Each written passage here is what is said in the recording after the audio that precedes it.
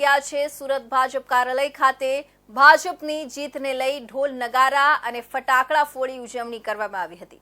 ગુજરાતમાં 66માંથી 62 નગરપાલિકા ભાજપે વિજય પ્રાપ્ત કર્યો છે। સુરતની વોર્ડ નંબર 18ની પેટા ચૂંટણીમાં પણ ભાજપના ઉમેદવારનો વિજય થયો છે। સુરત ભાજપ કાર્યાલય ખાતે મોટી સંખ્યામાં ભાજપ કાર્યકરો દ્વારા એકત્ર થઈ ઉજવણી કરવામાં આવી હતી। સુરત શહેર મેયર, શહેર ભાજપ પ્રમુખ સહિત મોટી સંખ્યામાં ભાજપના નેતાઓ ઉપસ્થિત રહ્યા હતા। ગુજરાતમાં યોજાયેલી પેટા ચૂંટણી અને 66 નગરપાલિકાના પરિણામો જાહેર થયા છે, જેમાં ભારતીય જનતા પાર્ટીએ ભવ્ય વિજય મેળવ્યો છે। 66 નગરપાલિકાઓમાં 62 નગરપાલિકાઓ પર ભાજપે વિજય હાંસલ કર્યો છે, જ્યારે વિપક્ષને નિષ્ફળતા મળી છે। સુરતમાં ભાજપના વિજયની આનંદ ઉજવણી કરવામાં આવી હતી। શહેર ભાજપ કાર્યાલય ખાતે મોટી સંખ્યામાં કાર્યકર્તાઓ એકત્ર થયા હતા અને ઢોલ નગારા સાથે ફટાકડા ફોડીને ખુશી વ્યક્ત કરી હતી। વિજયના આ આનંદમાં શહેરના મુખ્ય નેતાઓ, કાર્યકર્તાઓ અને સમર્થકો ઉમટી પડ્યા હતા।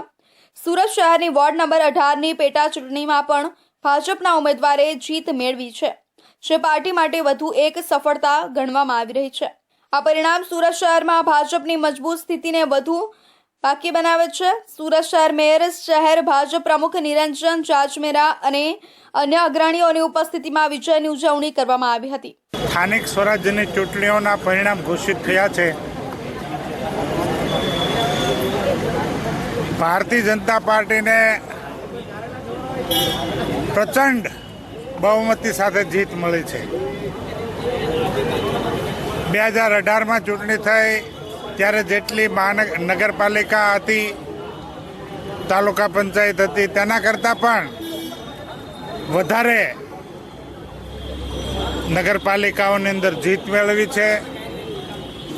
જ્યાં પેટા ચૂંટણીઓ હતી, સુરત, અમદાવાદ સહિત બધી જ જગ્યાએ, ત્યાં પેટા ચૂંટણીઓની અંદર પણ ભારતીય જનતા પાર્ટીના ઉમેદવારો પ્રચંડ બહુમતીથી વિજયી થયા છે। શહેર ભાજપ પ્રમુખ નિરંજન જાજમેરાએ જણાવ્યું હતું કે આ વિજય ભાજપ સરકારની જનહિતમાં કરેલી નીતિઓ અને વિકાસલક્ષી કામગીરીનું પરિપૂર્ણ પરિણામ છે। લોકોનો અમારા પર વિશ્વાસ સતત પ્રબળ બની રહ્યો છે। ગુજરાતમાં ભાજપે ફરી એકવાર પોતાનો દબદબો સાબિત કર્યો છે।